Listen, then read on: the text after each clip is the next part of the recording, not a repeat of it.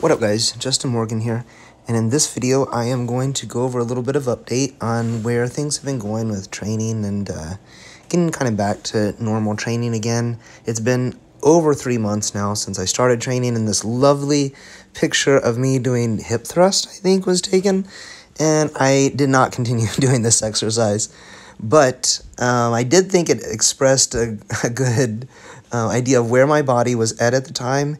And here is like a comparison. I just posted this to Instagram, but let's see, where is that? So here is the original photo. I mean, this is the original photo of my most recent update. I was just in the bathroom and took this, and you can see I'm flexing, so it's really hard to compare like where I was at here versus, this lovely top photo you can see. But you can see that in 3 months, I've definitely made quite a bit of progress and different changes, both in regaining previously lost muscle, which is a lot easier to do if you've already gained it before. So I forget what they call that. It's muscle memory. If you have you've gained muscle before and then you lost it and you're trying to gain it back, then that's a lot easier to do than, say, if you're trying to build it for the first time. So, that's a big factor, but, I've been getting pretty good results and I'm pretty happy with it.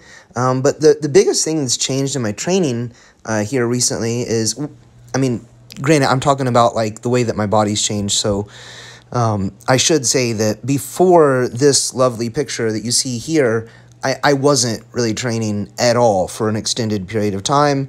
I was eating, a lot. So the style of training was a lot less relevant than whether I was training at all. So a little while ago, I started to do Shaco powerlifting programs, which is what I had previously done a lot of when I was training. And I've done a lot of different programs over the years and different things. So I've experimented with different styles of training. And one thing that I like about Shaco a lot is that you get a lot of practice in the power lifts. So that's really good, and that is necessary. If you want to be a competitive powerlifter, you have to train the lifts that you're going to compete in, and you have to do it in a way that allows you to perfect the way that you do those lifts. So I've generally approached training from a different mindset and a different rationale than, say, I'm a bodybuilder who just wanted to look good. At the moment, I have no intentions on competing in any sport again.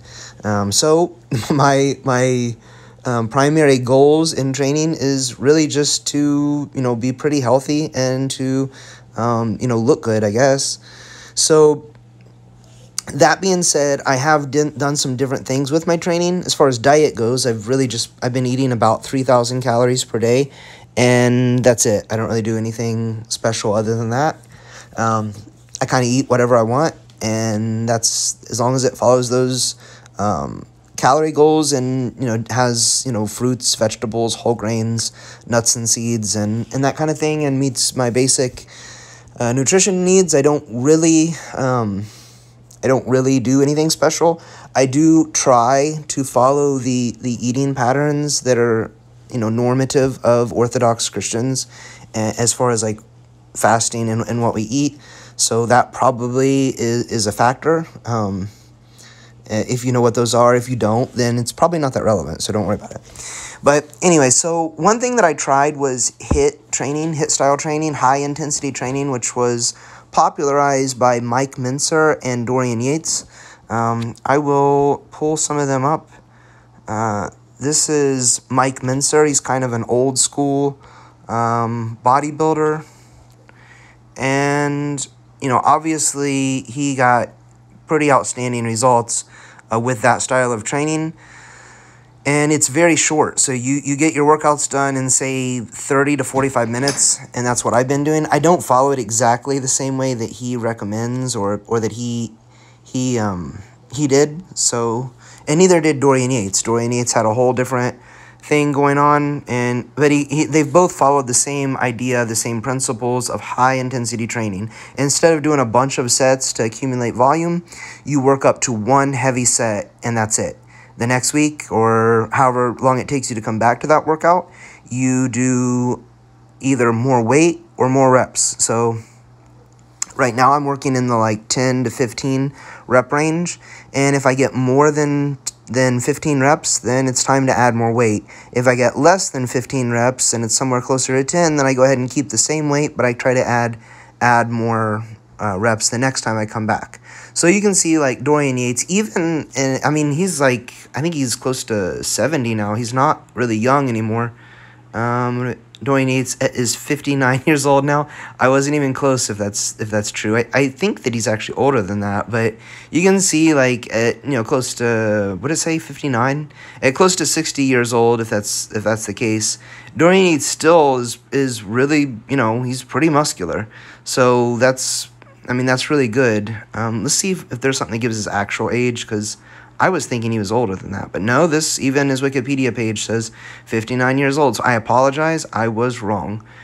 But you can see pictures of him back in his younger days. Obviously, he's on a lot of steroids, and as was Mike Mincer too. But so was everyone who was doing the more volume style training. So I think what I like about this style of training is that it's shorter. Instead of going to the gym 4 days per week and doing 1.5 to 2 hour workouts, I'm going to the gym 3 times per week, and I'm doing 30 to 45 minutes, and I feel like I'm actually getting better results. So I'm going to go over and walk you through how I do it. This is not how Mike Mincer nor Dorian Yates did it, but I've typically done full body workouts, and I've typically spaced out the volume that I put into each exercise in each muscle group throughout the week. And you can see that this is a 4-day plan, so it takes me longer than a 7-day period to do this, because as I said, I only work out 3 days per week. So if the first week I do day 1, 2, and 3, then the week 2 I will do day 4, 1, and 2. Then week 3 I will do workout, or day 3, 4, and 1, etc., etc. It'll continue on in that pattern.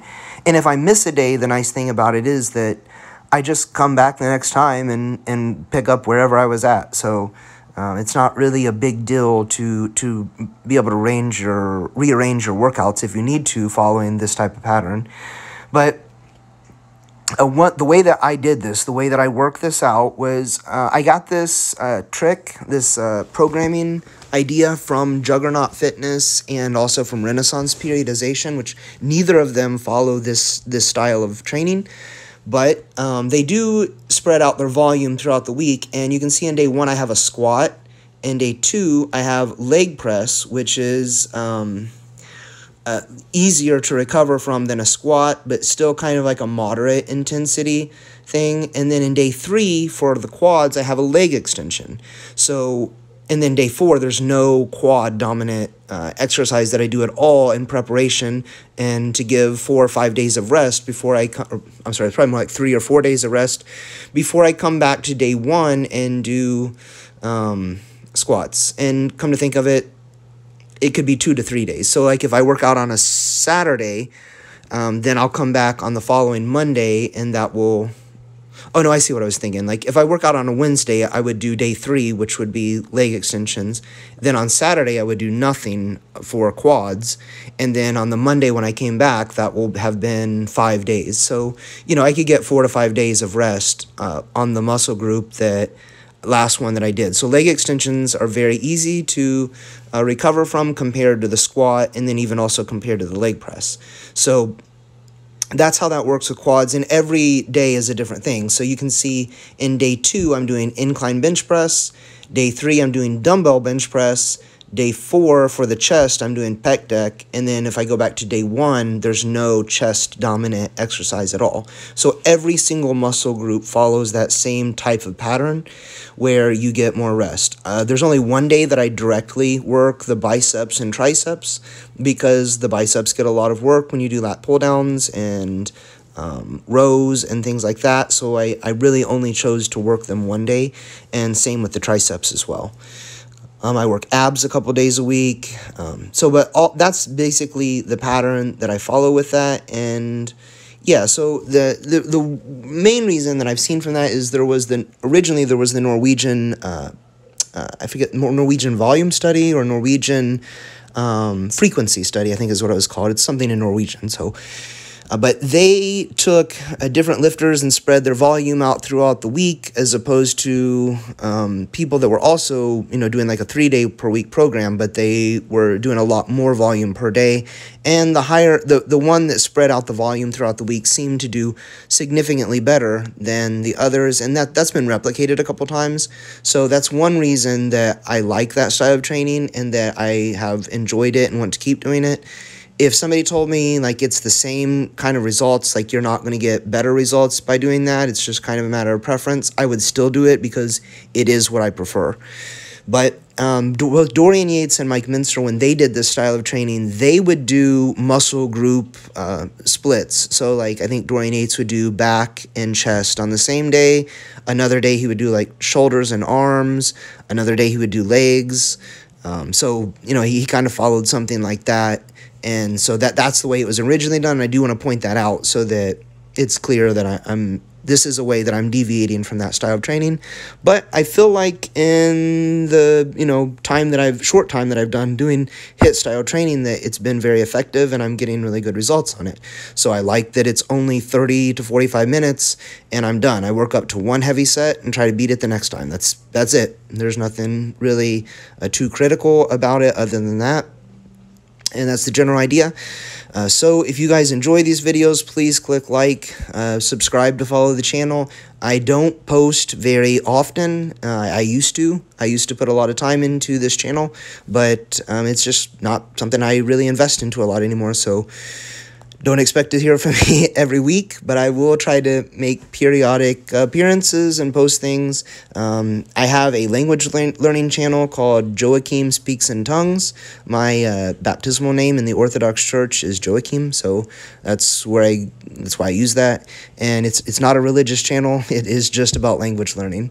And then the other channel that I have is a religious channel where I talk about Orthodox Christianity, Orthodox theology, and the writings of the fathers, and sometimes current events and things that are going on in the world of the Orthodox Catholic Church, and then how we may differ from the Vatican, Frankish, Latin Catholic Church. So that is it. You guys take it easy, and I will talk to you in another video coming very soon.